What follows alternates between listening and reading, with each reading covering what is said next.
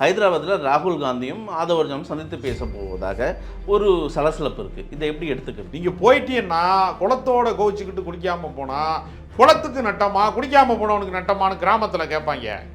அதனால் நீ கோச்சிட்டு போகிறது மூலமாக குளம் அங்கே தான் இருக்கும், அங்கே பல பறவைகள் வரும், அது வந்து நீராடும், நீராடும் எல்லாம் பண்ணோம்.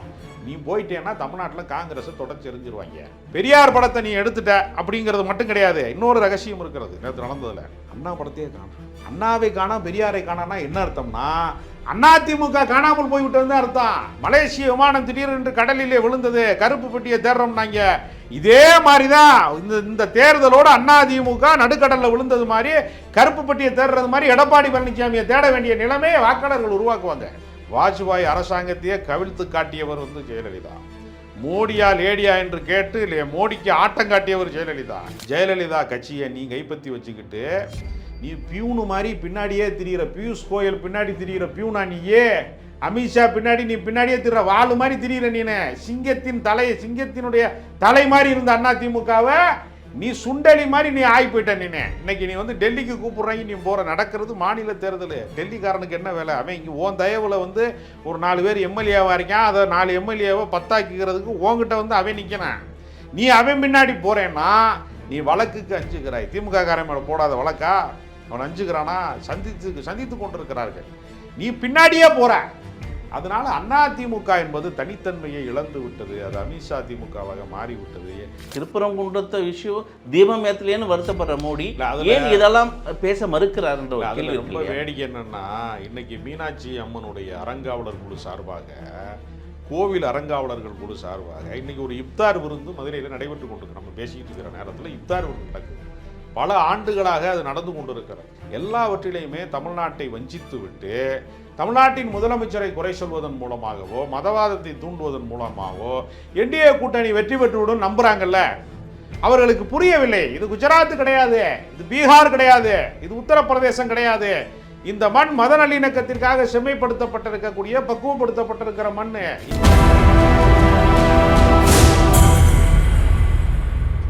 நேயர்களுக்கு வணக்கம். இன்றைய நேர்காணலில் நம்மோடு அரசியல் பேச இணைந்திருக்கும் விருந்தினர் அரசியல் விமர்சகர் திரு ராஜகம்பீரன். வணக்கம் சார். வணக்கம். கிட்டத்தட்ட சில மாதங்கள் எண்ணிக்கொண்டிருக்கும் நாட்களில் தேர்தலுக்கு மோடியோட வருகை தமிழகத்தில் ஒரு பெரிய பேசும் பொருளாக இருக்குது, ஒரு விவாத பொருள்னு சொல்லலாம். திருப்பரங்குன்றம் நான் போய் பார்த்தேன், கோயில் உள்ள போனேன், அமைதியாக தியானம் பண்ணேன், ஆனால் எனக்கு ஒரு நெருடல் இருக்குது, ஒரு உயிர் பலியாக இருக்குன்னு ஒரு வேதனைப்பட்டு தனது கருத்தை பகிர்ந்திருக்கார். எப்படி பார்க்குறீங்க இது? மதவாத அரசியல் தான் எப்பொழுதுமே பாஜகவுடைய அரசியல். அவர்கள் ஊர் ஊராக செங்கலை வந்து ஊர் ஊராக போய் வசூலித்து, அப்படித்தான் ராமர் கோயில் கட்டுவதற்கு ரத யாத்திரை நடத்துகிறோம் என்கிற பேரில் ஊர் ஊராக போய் செங்கலை கலெக்ட் பண்ணிட்டு போனாங்க. இந்தியாவினுடைய மதச்சார்பின்மையை உடைப்பது போல பாபர் மசூதியை உடைத்தார்கள், வெடி வைத்து தகர்த்தார்கள். அந்த வன்முறையின் வழியாக ஒரு சாம்ராஜ்யத்தை கட்டி கொண்டார்கள். பாபர் மசூதி உடைக்கப்பட்ட செங்கலிலே இருந்து தங்களுக்கான அரண்மனையை அவர்கள் கட்டி கொண்டார்கள் என்று சொல்லக்கூடிய அளவிற்கு அவர்கள் அரசியல் செய்தார்கள்.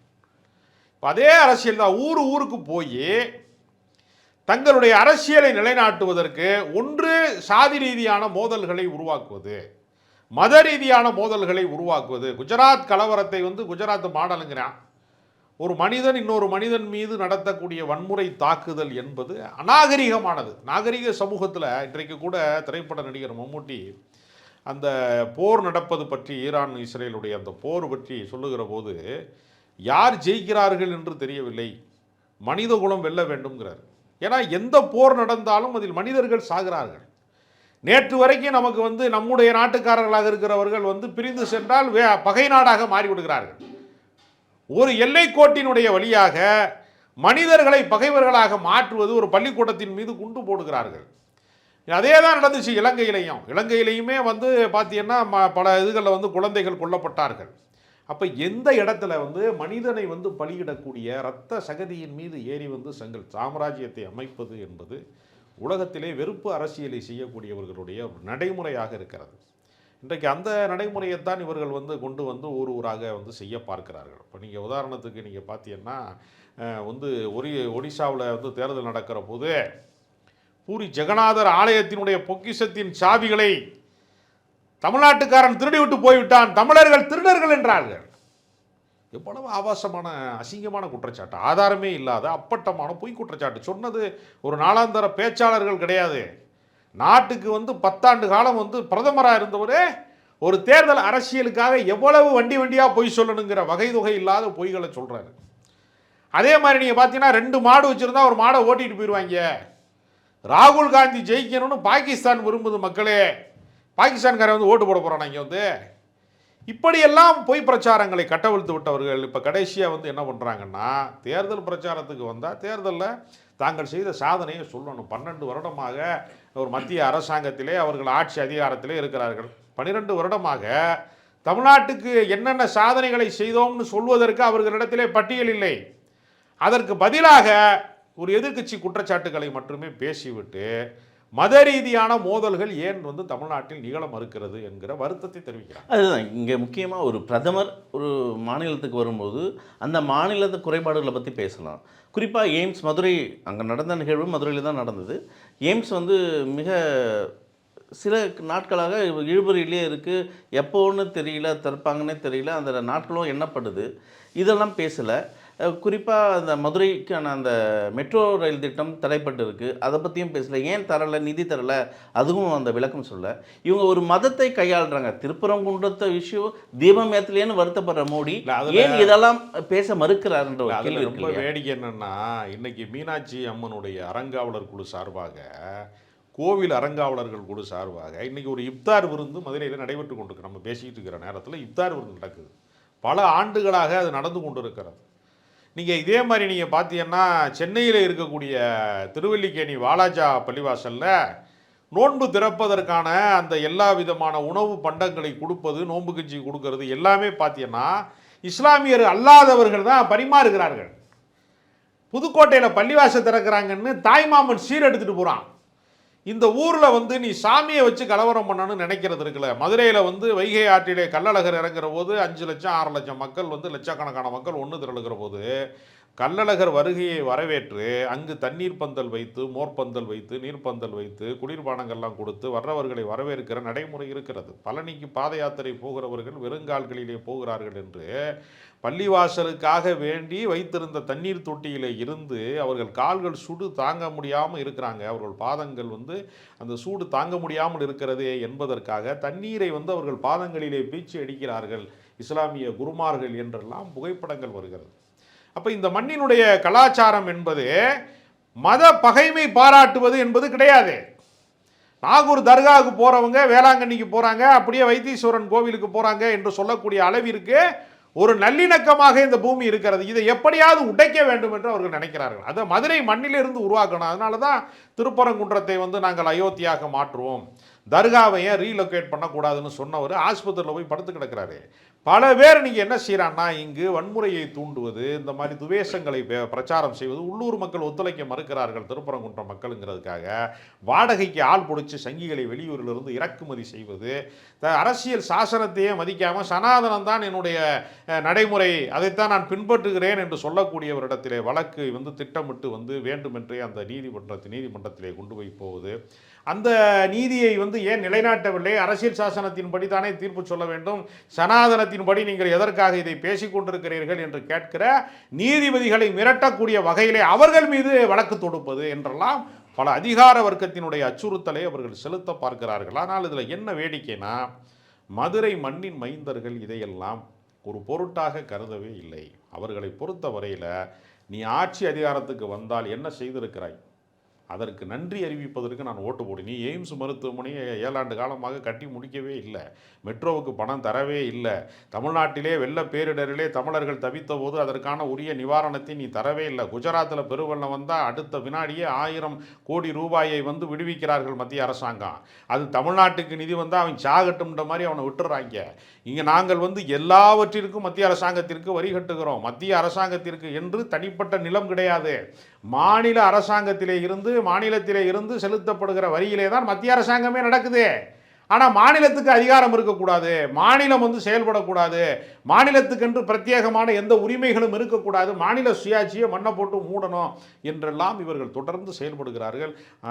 ஆதிச்ச நல்லூருடைய நாகரீகம் பற்றிலாம் பேசுகிறாங்க, கீழடியினுடைய பண்பாடு குறித்த ஆய்வறிக்கையெல்லாம் இவர்கள் ஏற்க மறுக்கிறார்கள். எல்லாவற்றிலையுமே தமிழ்நாட்டை வஞ்சித்து விட்டு தமிழ்நாட்டின் முதலமைச்சரை குறை சொல்வதன் மூலமாகவோ மதவாதத்தை தூண்டுவதன் மூலமாகவோ என்டிஏ கூட்டணி வெற்றி பெற்றுவிடும் நம்புறாங்கல்ல.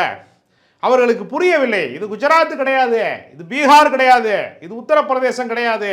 இந்த மண் மத நல்லிணக்கத்திற்காக செம்மைப்படுத்தப்பட்டிருக்கக்கூடிய பக்குவப்படுத்தப்பட்டிருக்கிற மண். இங்கு ஜீவானந்தம் போன்ற தலைவர்கள், தந்தை பெரியார் போன்றவர்கள், அண்ணா போன்றவர்கள் இந்த மண்ணை பக்குவப்படுத்தி வைத்திருக்கிறார்கள். அதனால இந்த டகாலட்டி வேலையெல்லாம் இங்கே எதுவுமே பலிக்காது. நீங்கள் குறிப்பிட்டு சொன்ன மாதிரி மக்களோட வாக்கு சேகரிக்க வந்த மோடி அவர்கள், அதுவும் அதிமுக மேடை, அது குறிப்பாக மக்கள் மனசில் இருக்கிற ஒரு பெரிய ஒரு ஆளுமை பெரியார் என்ற அந்த படத்தை மேடையிலேருந்து அகற்றியிருக்காங்க. இது மக்கள் மத்தியில் எப்படி பார்க்கப்படுது? ஒரு வாக்கு ஓட்டு வங்கிக்காக சேகரிக்க வந்த மோடி ஏன் இது போன்ற செயல்களை செய்கிறார்? அதாவது தந்தை பெரியார் எவ்வளவுதான் தமிழர்களிடத்திலே எவ்வளவு கோபமாக பேசினாலும் தம்முடைய வீட்டிலே ஒரு வயசான பெரியவர் நாம் நல்லா இருக்கணுங்கிறதுக்காக எப்படி கண்டித்து பேசுவாரோ அப்படித்தான் அவரை பார்த்தார்கள். கடவுள் நம்பிக்கையே இல்லாத பெரியார் தான் வைக்கம் வீரர் என்று சொல்லி அந்த வழிபாட்டிற்கு அந்த தெருக்களிலே மனிதர்கள் நடமாடக்கூடாது என்று சொன்ன தெருக்களிலே அவர்களை வைக்கம் போராட்டத்தின் மூலமாக அழைத்து சென்றவர் அவர்தான். நீங்கள் இன்னும் சொல்ல போனால் பல போராட்டங்கள், இன்றைக்கு அனைத்து சாதியினரும் அர்ச்சகர் ஆகலாம் என்ற ஒரு சட்டத்தை திராவிட இயக்கம் திமுக ஆட்சி நிறைவேற்றுகிறது என்றால் அது ஆன்மீகவாதிகள் தானே செஞ்சுருக்கானோ, பாஜக காரன் தானே செஞ்சுருக்கானா. அவன் செய்ய மாட்டான். ஏன்னா அது பாரதிய ஜனதா கட்சி அல்ல, பார்ப்பன ஜனதா கட்சி, முழுக்க முழுக்க மேலாதிக்கத்திற்கான அரசியல் கட்சி. இன்றைக்கு நீங்கள் பக்தியை பாதுகாக்கிற இடத்துலையும் திராவிட இயக்கம் தான் இருக்கிறது. இன்றைக்கி கூட்டமாக சாமி கும்பிட்றான்னா அதுக்கும் திராவிட இயக்கம் தான் காரணம். ஏன்னா கோவில் கோபுர தரிசனம் கோடி புண்ணியம் அப்படின்னு சொல்லுவாங்க. அதுக்கு என்னடா உண்மையான அர்த்தம்னா, கோவிலுக்குள்ளே சில பேரை போகக்கூடாது என்று அவர்கள் தடுத்திருக்கிறார்கள். அப்போ நீலாம் கோயிலுக்கு போகிறதா அப்படிங்கிறதுக்காக வேண்டி நீ தூரத்திலே நின்று கோபுரத்தை பார்த்துக்க, அதுதான் உனக்கு கோடி புண்ணியம்னா நீ கோயிலுக்குள்ளே வராதன்னு சொல்கிறதுக்காக மறைமுகமாக சொல்லியிருக்கிறார்கள். இன்றைக்கு கூட்டமாக சாமி கும்பிடுகிறார்கள்னு சொன்னாலே அதுக்கும் வழிபாட்டு உரிமையை வாங்கி தந்தது யார் அப்படின்னு பார்த்தா திராவிட இயக்கம் தான் வாங்கி தந்திருக்கு.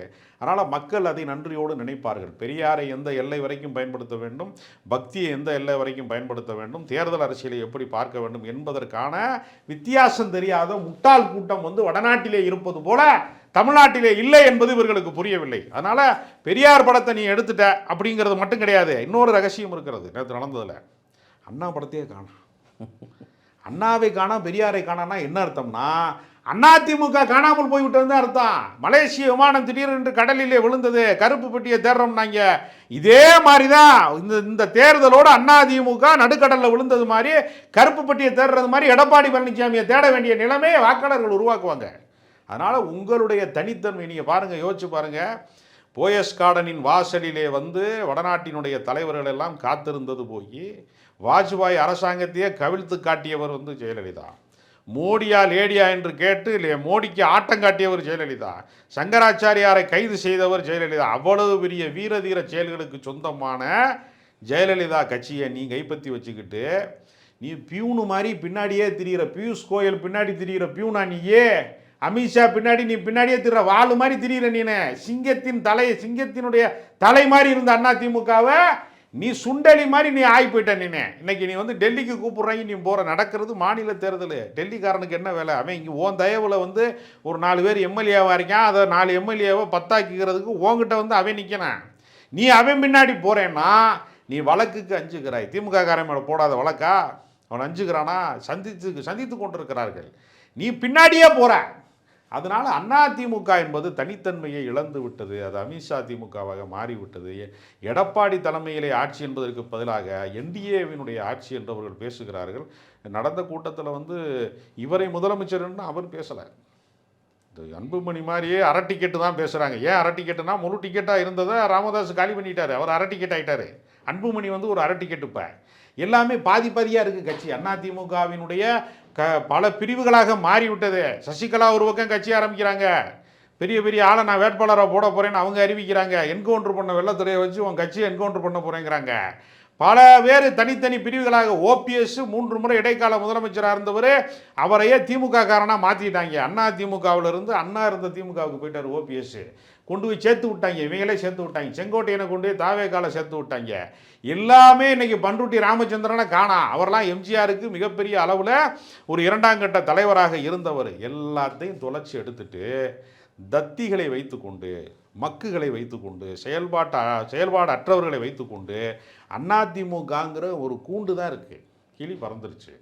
அது இன்றைக்கு வந்து அது அரசியலிலே இனிமேல் அது வந்து எந்த அளவுக்கு எடுபடும். அமித்ஷாவை காட்டிக்கிட்டு மோடியை காட்டிக்கிட்டுலாம் ஒரு ஓட்டு வாங்கவே முடியாது தமிழ்நாட்டு அரசியலில். அதனால் இவங்க என்ன நினைக்கிறாங்கன்னா, அதிமுக அழியணும்னு பாஜகக்காரன் விரும்புகிறான். அவனை எதிர்த்து கேட்பதற்கான வல்லமையற்றவர்களாக, வலிமையற்றவர்களாக, கோழைகளாக குலை நடுங்கி கொண்டிருந்தான்னா அதிமுகவினுடைய தொண்டனே உனக்கு ஓட்டு போட மாட்டான். ரெட்டலை வந்து நீ கையில் வச்சுருக்கான், அதனால் ஜெயிச்சிடலாம் நீ நினைக்கிற. ரெட்டலைக்கான மரியாதையை சீர்குலைத்து விட்டது பாஜக. உன்னால் ஜெயிக்கவே முடியாதுங்கிற நிலைமையை உருவாக்கி இருக்கிறார்கள். இந்த நிலைமை நீடித்தால் அதிமுக எதிர்க்கட்சி அந்தஸ்தை கூட இழந்துவிடும். குறிப்பாக இந்த தேர்தல் ஒரு வித்தியாசமான தேர்தல். விஜய் களத்தில் வந்திருக்காரு, அதெல்லாம் பார்த்துருக்கோம். இங்கே பாஜக எதிர்ப்பலைகளில் நடத்தும் இங்கே இந்த தேர்தல், இந்த அரசியல், தமிழக அரசியலில் காங்கிரஸ் ஒரு நிலைப்பாடு ஒரு கேள்விக்குறியாகவே இருக்குது. இன்றைக்கி ஒரு பக்கம் தாவேகா பக்கம் பேச்சுவார்த்தை நடக்குதுன்னு சொல்கிறாங்க, மறுபக்கம் இல்லை நாங்கள் போகலை, திமுகவுடன் தான் பேச்சுவார்த்தை நடத்துகிறோம்னா. அங்கே இங்கே ஒரு சிறிய கசிவு ஒரு நிகழ்வு என்னென்னா, ஹைதராபாத்தில் ராகுல் காந்தியும் ஆதவர்ஜனும் சந்தித்து பேச போவதாக ஒரு சலசலப்பு இருக்குது. இதை எப்படி எடுத்துக்கிறது? இதை செல்வ பெருந்தகை வெறுமனே வந்து ஒரு வதந்தியை பரப்புகிறார்கள் என்று தொடர்ந்து சொல்லிக்கொண்டே இருக்கிறார். அதிகாரப்பூர்வ தலைமைகள் இதை மறுக்கிறார்கள். ஆனாலும் அதிகாரப்பூர்வமற்ற தகவல்கள் ஆதவ் அர்ஜுனாவை வந்து ராகுல் காந்தி சந்திக்க போகிறார் ஹைதராபாத்தில்னு ஒரு சில தகவல்கள் கசிக்கிறது. அப்படி ஒருவேளை ஒரு தவறான முடிவை காங்கிரஸின் தலைமை எடுத்தால் காங்கிரஸ் கட்சியை தமிழ்நாட்டிலே அளித்த பெருமை ராகுல் காந்தியை சாரும். இந்தியா முழுக்கவே காங்கிரஸ் பின்னடைவில் இருக்கிற ஒரு காலகட்டம் அது. நீங்கள் எவ்வளவுதான் கருத்தியலாக, ஜனநாயகமாக, சமூக நீதியாக, எல்லாவற்றையும் முற்போக்காக பேசினாலும் கள அரசியலிலே நீங்கள் தொடர்ந்து பல இழப்புகளை சந்தித்து கொண்டே இருக்கிறீர்கள். உங்களை தூக்கி பிடிக்கிற உங்களுக்கு 10 நாள் அவங்களுக்கு இழப்புன்னு எது நீங்கள் குறிப்பிடுறீங்க? இப்போ காங்கிரஸ் ஆட்சியில் கிடையாது, மேலே அவங்களுக்கு எதை இழப்பாங்க? இங்கே இழக்கிறது என்ன இருக்கு? நாடாளுமன்ற உறுப்பினர்களை வெற்றி பெற வைத்திருக்கிறார்கள். கடந்த முறை 25 சீட்டு கொடுத்ததில் 18 எம்எல்ஏக்களை வெற்றி பெற வைத்திருக்கிறார்கள். இப்போ நீங்கள் போனீங்கன்னா காங்கிரஸ் இல்லாத சட்டப்பேரவையை இல்லை, ஒரு பொம்மையாக, ஒரு கைப்பாவையாக தானே இருக்கிறதா அவங்க பார்க்குறாங்க. அதுக்கே தகுதி இல்லையே. இப்போ விடுதலை சிறுத்தைகள் கட்சி எத்தனையோ மாநாடு நடத்துகிறார்கள், மதச்சார்பின்மை மாநாடு நடத்தினார்கள், மது ஒழிப்பு மாநாடு நடத்துகிறார்கள், பேரணி நடத்துகிறார்கள், ஆர்ப்பாட்டம் நடத்துகிறார்கள். தமிழ்நாட்டில் எந்த பிரச்சனை என்றாலும் முதலில் குரல் கொடுப்பவராக திருமாவளவன் இருக்கிறார். கம்யூனிஸ்டுகள் வந்து பல போராட்டங்களை நடத்துகிறார்கள். அந்த மாதிரியான ஆக்டிவான அரசியலுக்குள்ள காங்கிரஸ் எங்காவது இருக்கிறதா? காங்கிரஸ் மாநாடுகள் நடத்துகிறதா, பேரணிகள் நடத்துகிறதா, ஆர்ப்பாட்டம் நடத்துகிறதா, பொதுக்கூட்டம் நடத்துகிறதா? செயல்பாடிலேயே இல்லாமல் சைலண்ட் மோடில் இருக்கக்கூடிய காங்கிரஸும், செயல்பாடே இல்லாமல் சுத்தமாக வந்து வேலை செய்யாமல் இருக்கக்கூடிய தாவேக்காவும், 2 பேருமே வேலை செய்யாதவங்க. 2 பேருக்குமே பேராசை. எடுத்தோடனே முதலமைச்சர் ஆயிரணும்னு அவருக்கு பேராசை. நம்ம மீண்டும் வந்து பெரிய அளவில் வந்துடணும்னு காங்கிரஸ். இதுக்கு நான் உழைக்கணும்ல, நீங்கள் வேலை செய்யணும்ல. களத்தில் வேலை செய்யாமல் கனவு காண்பவர்களால் என்ன செய்ய முடியும்? காமராஜர் ஆட்சி அமைப்போம்னு பேசலாம், மேடைகளில் பேசலாம். களத்தில் உங்களுடைய செயல்பாடு என்ன? கடைசியாக நீங்கள் தனித்து நின்ற தேர்தலிலே 4.3% தான் உங்களுடைய வாக்கு வங்கி. இந்த 4.3% வாக்கு வங்கி தேமுதிகவை வைத்துக்கொண்டு, மக்கள் நீதி மையத்தை வைத்துக்கொண்டு, ஓபிஎஸ் வருகையை வைத்துக்கொண்டு உங்களுடைய இடைவெளியை இட்டு நிரப்பக்கூடிய இடத்துல திமுக இருக்கிறது. நீங்கள் போயிட்டீங்கன்னா குளத்தோட கோவிச்சுக்கிட்டு குளிக்காமல் போனால் குளத்துக்கு நட்டமா, குளிக்காமல் போனவனுக்கு நட்டமானு கிராமத்தில் கேட்பாங்க. அதனால் நீ கோச்சிட்டு போகிறது மூலமாக குளம் அங்கே தான் இருக்கும், அங்கே பல பறவைகள் வரும், அது வந்து நீராடும், நீர் அருந்து எல்லாம் பண்ணோம். நீ போயிட்டேன்னா தமிழ்நாட்டில் காங்கிரஸை தொடச்சி எறிஞ்சிருவாங்க. அதனால் இப்படிப்பட்ட தற்கொலை முடிவை அகில இந்திய தலைமை எடுக்காதுன்னு நம்புகிறோம். அதை மீறி எடுத்தார்கள்னா அதற்கான விலையை அவர்கள் செலுத்த வேண்டி வரும். ஏற்கனவே பாஜகவை எதிர்ப்பதற்கு நீங்கள் திராணி இல்லாமல் இருக்கிறீங்க, போகிற அளவுக்கு வலிமை இல்லாமல் இருக்கீங்க. கருத்தியலாக காங்கிரஸை நாம் ஏற்றுக்கொள்கிற அதே நேரத்தில் களத்திலே அவர்கள் வேலை செய்யாமல் இருக்கிறார்கள் என்கிற கசப்பான உண்மையை நம்ம பேச வேண்டியிருக்கிறது. பார்ப்போம், களம் யாருக்கானது? 4 முனை போட்டின்னு சொல்கிறாங்க. இங்கே யார் கூடுதலாக வேலை செய்கிறாங்களோ அவங்களுக்கான களமாக மாறப்போகுது. மக்கள் பதில் சொல்ல போகிறாங்க.